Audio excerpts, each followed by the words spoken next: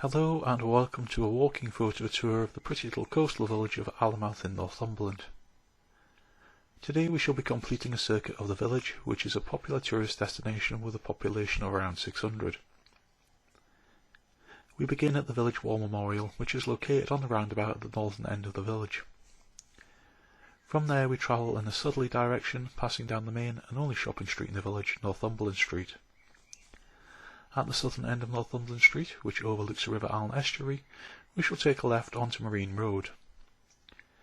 We follow Marine Road in a northerly direction, past Alnmouth Village Golf Club, until it merges into the Wynd and continues back towards Northumberland Street. Retracing our steps briefly, we continue north on Northumberland Street, passing the Village War Memorial and onto the B1338 towards Hipsburn.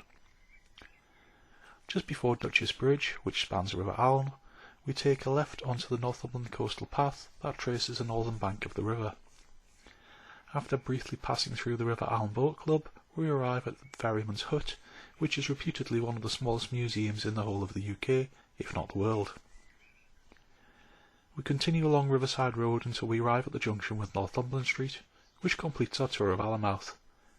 We have effectively completed a circuit around the east of the village, shown on the map in orange, followed by a circuit around the west of the village, shown on the map in yellow.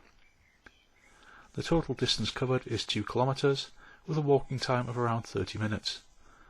The walking is generally good, although it can get a bit muddy along the river bank. We're now at the northern end of Northumberland Street. The Village War Memorial sits in the middle of the roundabout. The Grade 2 listed memorial, constructed of stone and bronze, features the names of 39 villagers killed in conflict around the world. 21 of those were servicemen killed in the First World War, 9 servicemen killed in the Second World War, and 1, Albert E. Williams, a serviceman killed in Palestine in 1946. The remaining 8 names, of which 6 are women and 2 are men, were local civilians killed during the Second World War.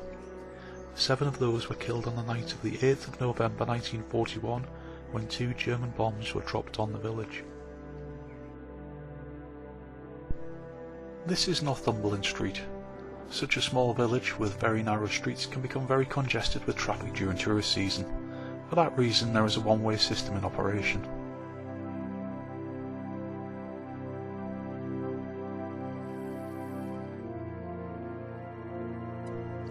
We're just passing the ex-servicemen's club, which boasts cheap beer, friendly faces and regular televised live sport.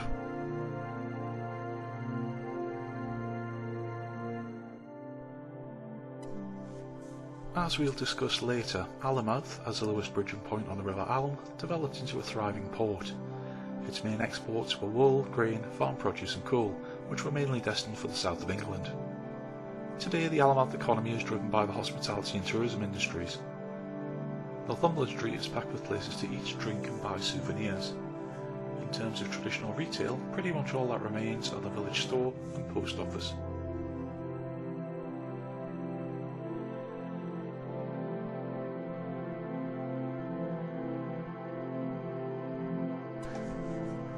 On the left we have the Hope and Anchor Hotel and Restaurant. Its menu consists of freshly prepared traditional English and Italian dishes. The restaurant is generally very busy, so it's always a good idea to book a table beforehand. It has regular offers and theme days throughout the year. In terms of accommodation, the Hope and Anchor has 8 tastefully decorated ensuite rooms, which start at around £100 per night including breakfast. Dogs are welcome at the Hope and Anchor.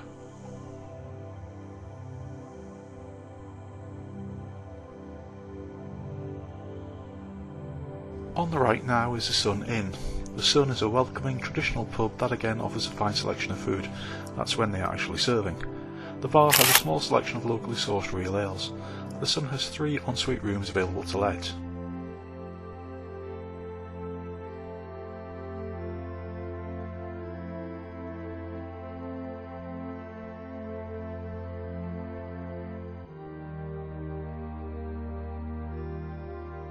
We're just passing the Whittling House Bar and Restaurant, which is currently undergoing a bit of building work. The restaurant is very highly rated, serving only the finest quality Northumbrian produce. There is a very extensive choice on the menu. My eye is immediately drawn to the mouth-watering seafood platter and the Doddington Dairy ice cream. Across the road is the parish church of St John the Baptist. The Grade II listed church was consecrated by the Bishop of Durham in 1876. It is constructed from locally quarried stone. The embattled western tower features an elegant octagonal stone spire, which provides an instant focal point on the village skyline. On the right now is the Red Lion, which boasts a well-stocked bar with a selection of real ales. It has a smaller food offering than the other pubs, which includes a popular wood-fired pizza menu during tourist season. The Red Lion also offers luxury bed and breakfast accommodation, which starts at around £140 per night.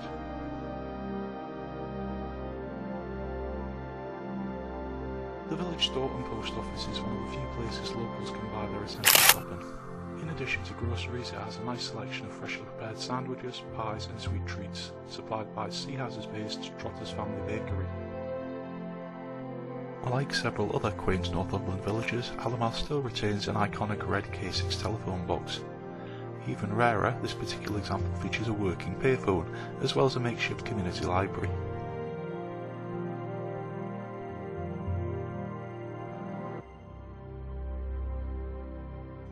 We are still travelling in a generally southerly direction on Northumberland Street.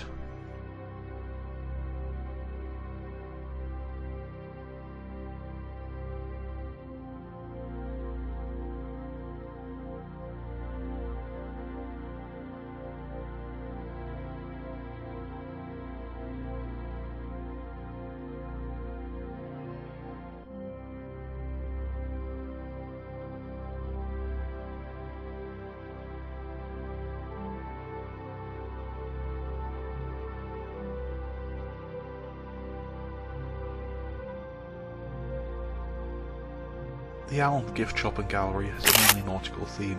Here you will find a good selection of locally themed or produced ceramics, textiles, books, prints and other gifts.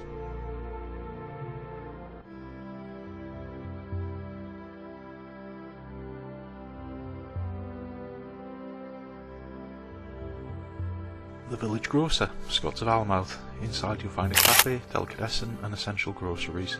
Scott's has a good selection of freshly baked bread, pies, cheeses, meats, conserves, honey and the like.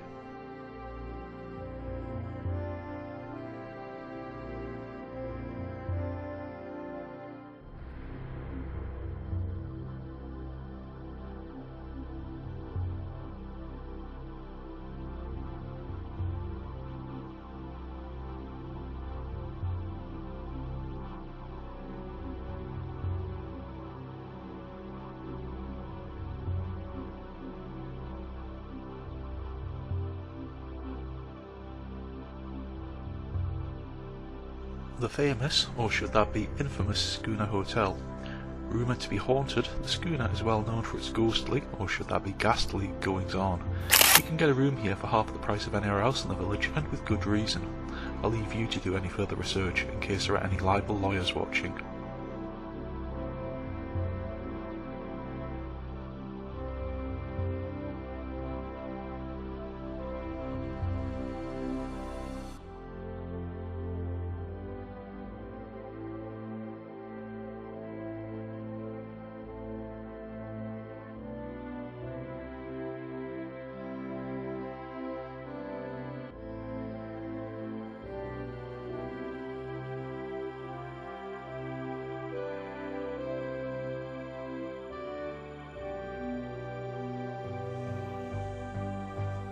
On the left is High Marsh Hall, which is a community-managed meetings and events venue. Quizzes, Kayleys, birthday parties, bingo, this is where it's all happening.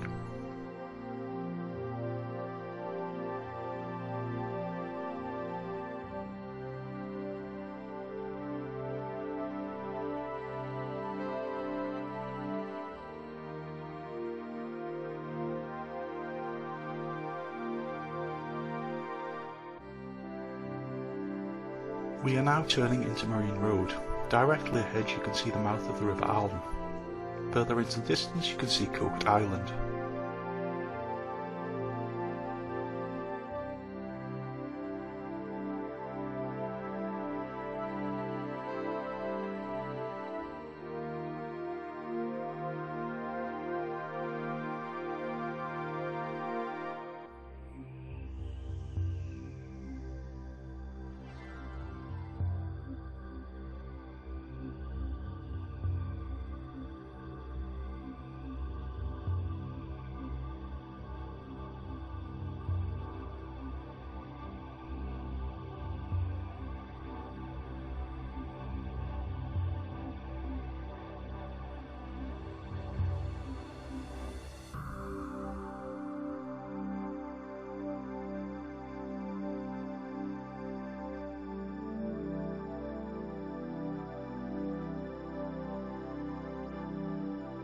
As you may well have noticed, the trees and gardens are in full blossom at this time of year, which makes our walk even more enjoyable.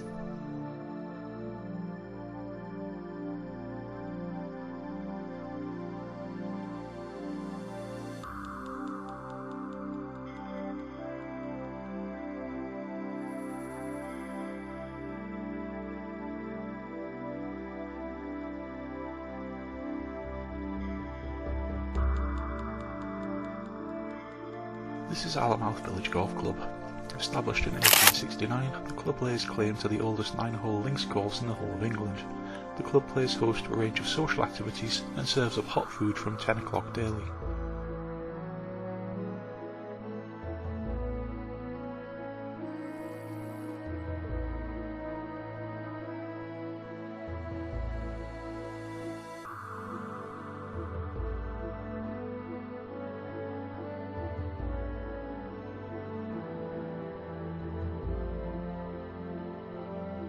The lush green course hugs the Northumberland coastline.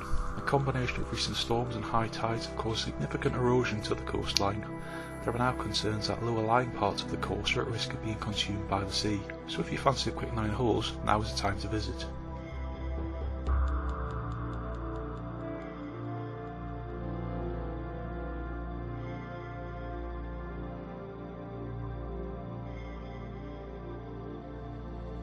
A little further along Marine Road are the village public toilets. These are cold, damp, dark and dingy. However, they are functional and free to use.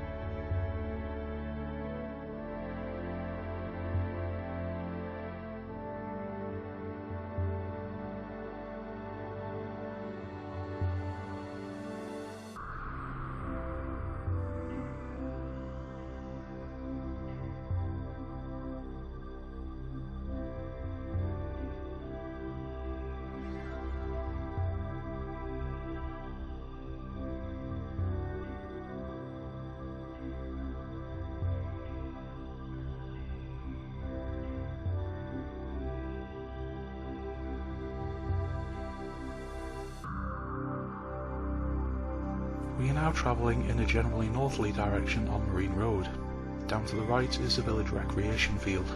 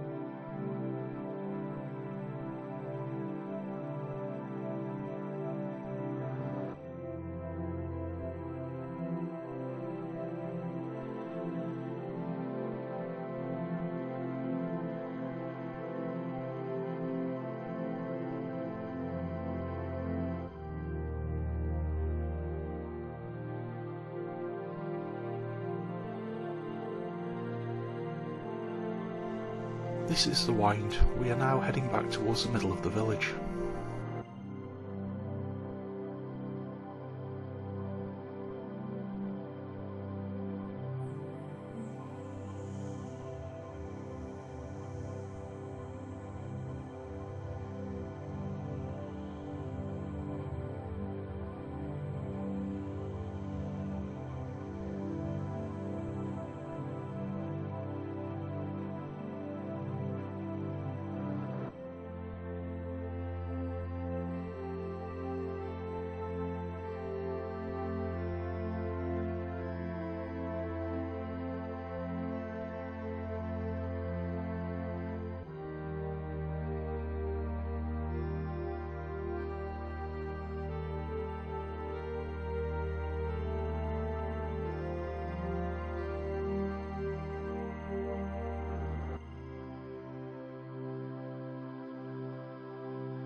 This is the village pant, which was constructed of local sandstone and iron in 1866. The Grade 2 listed structure features a round arch with slightly raised keystone beneath a steep gable. We are now back on Northumberland Street, passing the ex-servicemen's club on our left. For the next 100 yards or so, we retrace our steps back towards the War Memorial.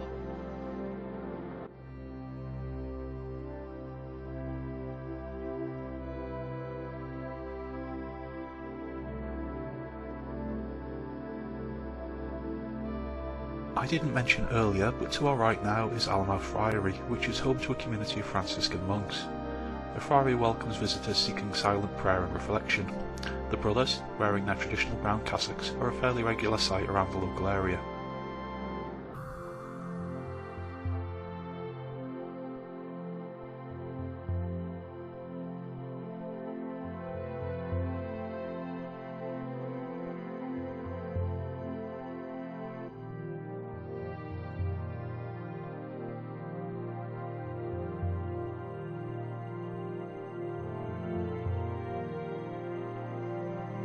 This is the B1338. This short road, which is half a mile in length, is the main access route into the village. It connects Alnmouth to its neighbouring village of Hipsburn.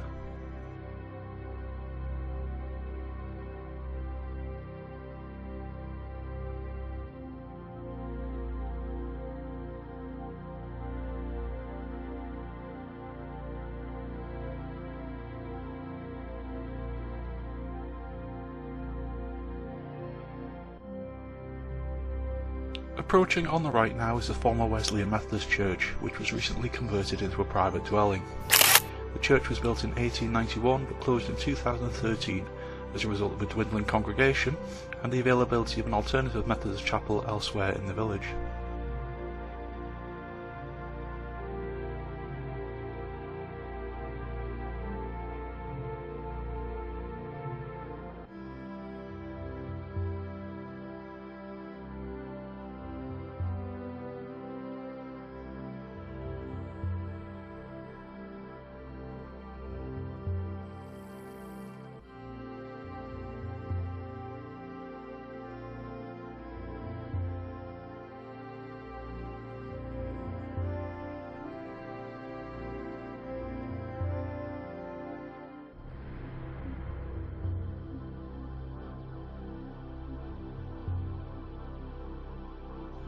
Alnmouth is on the X18 bus route. There are hourly services connecting it with Alnwick to the north and Morpeth to the south. Alnmouth railway station, which is located less than a mile away in Hipsburn, provides a convenient transport link to the East Coast Main Line. Connectivity is very good for such a small station, with a train calling in each direction certainly every hour and more frequently at peak times.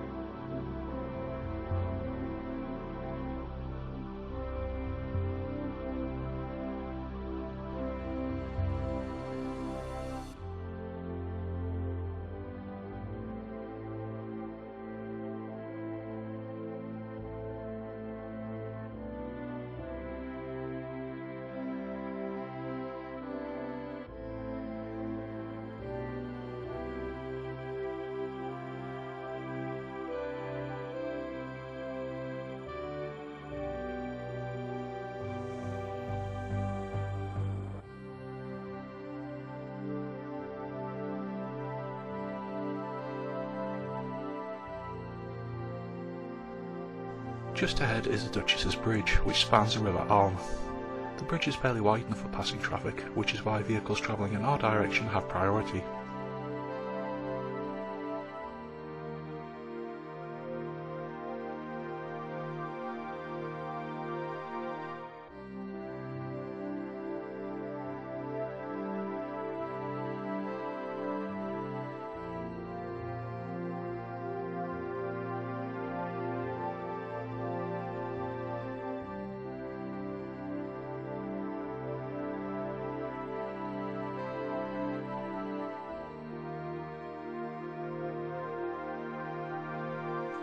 The Grade 2 listed bridge, which opened in 1864, consists of 4 stone arches which decrease slightly in height from east to west, or right to left as viewed here. The Aln is a tidal river until about Lesbury, which is a mile or so upstream. For that reason, the volume of water passing beneath the bridge varies considerably during the day, here showing it close to its maximum. There is a separate steel girder footbridge just the far side of the Duchess's Bridge is viewed. This was added in 1971 when the volume of traffic was deemed too large for pedestrians to safely walk across the Duchess's Bridge.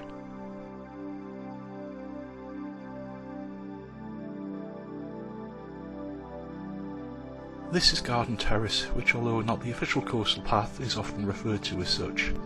It follows the northern bank of the River Aln. Given its proximity to the river, it is prone to flooding and can get a bit muddy underfoot.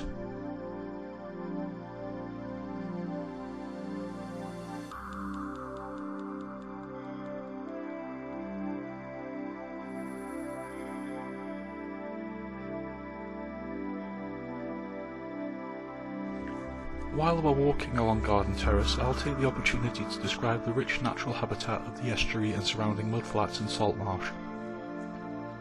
This area is a designated site of scientific interest which is under the stewardship of the National Trust.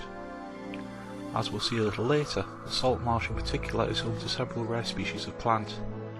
The creeks and mudflats support a wide variety of wading birds including redshank, dunlin, curlew and snipe.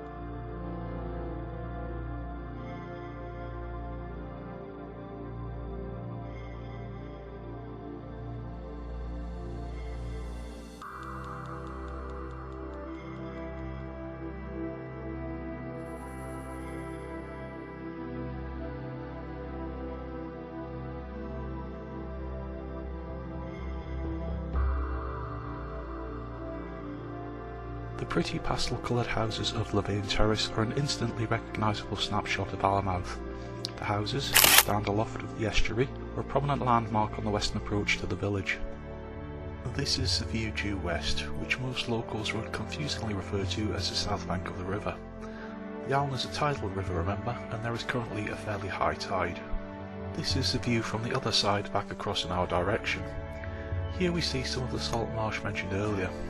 I am filming at the end of April, so such a diverse habitat is bustling with new life. Here we see both shelduck with their bright white chest plumage and distinctive red bills, and grey-lag geese with their pink legs and orange bills. Both species are on the UK Birds Amber list of conservation concern.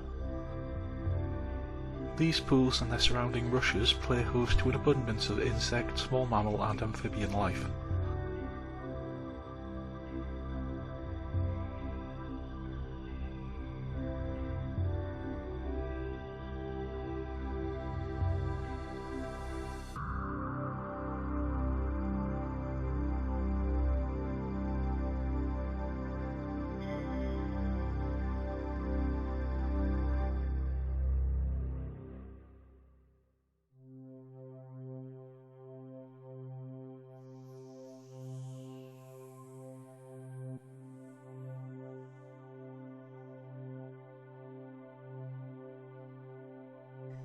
And on we go, continuing our walk down a very muddy garden terrace.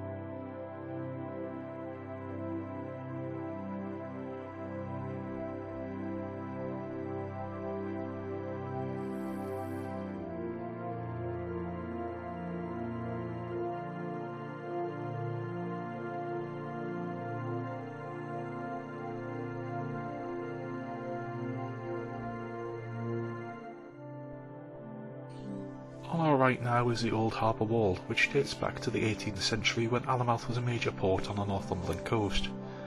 In its heyday, the village had no fewer than 8 granaries processing corn for export mainly to the south of England. There was also a healthy trade in wool, coal and produce. This section of the Grade 2 listed harbour wall, which stands around 6 feet tall on the sea-facing side, runs for about 250 metres.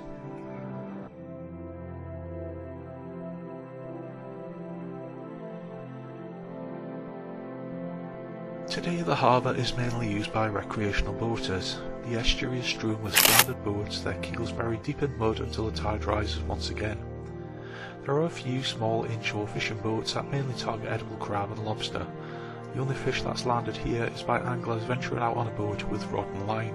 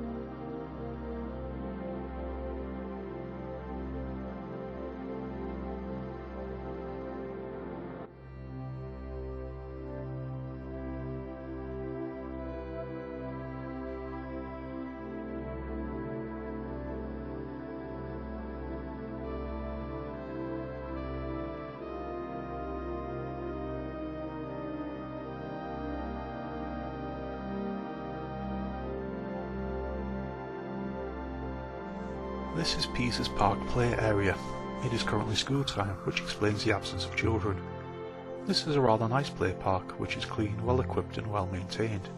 It features swings, slides, a rope bridge and those coiled spring things that children like to wobble on. If I wasn't busy filming, I'd be over there like a shot to have a go nose myself. It's just the sort of place to enjoy a picnic on a nice sunny day, whilst the children play safely in the background.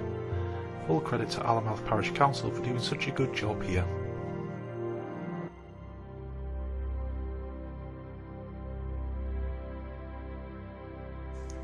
I should mention that the concrete coping stones pay testament to the fact that this is no longer the 300-year-old Grade 2 listed harbour wall that I'm walking along the top of.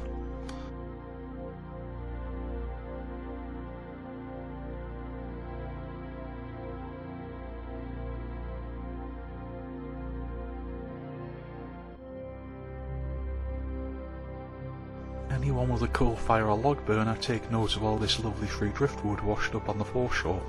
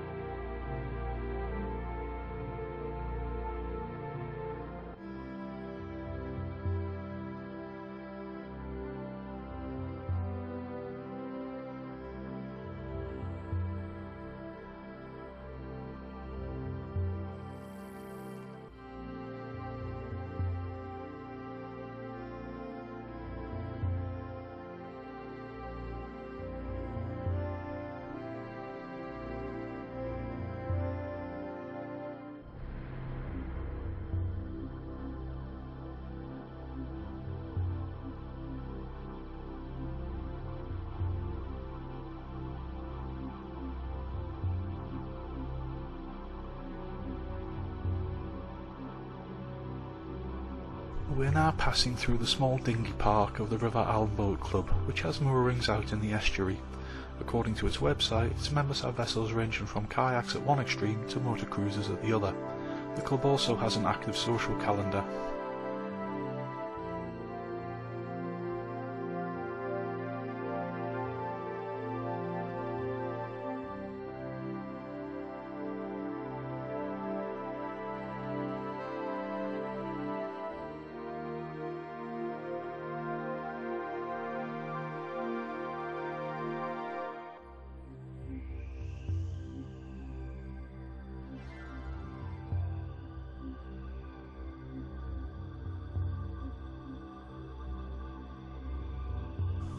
What's that I can see in the distance? Is it the bus shelter? No, this is actually the ferryman's hut, which is now officially called simply the ferry hut. As the name suggests, there was formerly a ferry across the estuary here. The ferry is now long gone, but the ferryman's hut remains as a lasting tribute to this unique piece of Northumberland maritime history. The ferryman's hut is now reputedly the smallest museum and art gallery in the whole of the UK, if not the world.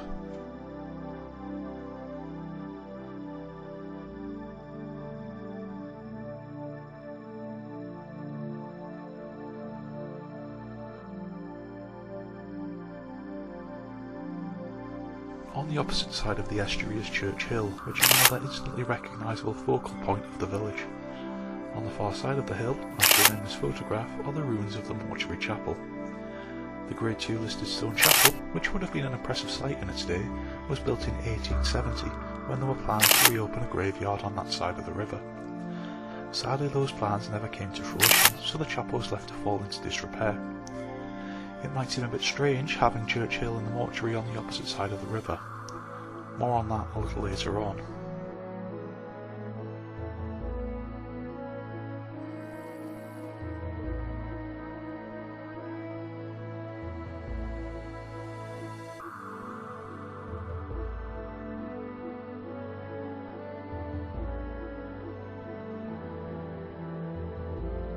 No visit to Alnmouth would be complete without mention of the great storm that changed the history and geography of the village forever.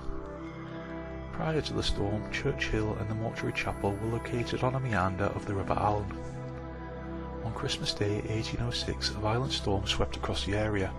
It produced so much rain and with such ferocity that the river deviated from its path around the back of Church Hill.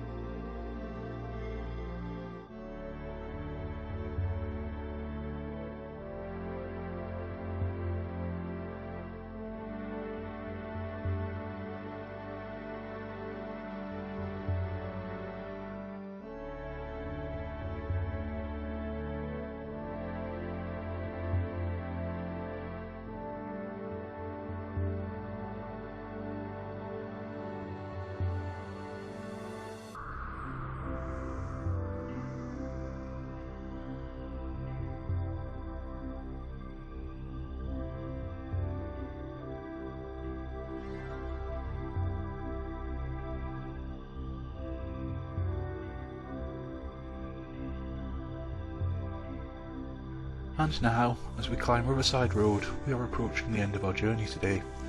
Thank you very much if you managed to stay with us. I hope you found our walk around Alnmouth an interesting and informative one. If you're ever in the neighbourhood and have a few hours to spare, then the pretty little village of Alnmouth is definitely one to visit.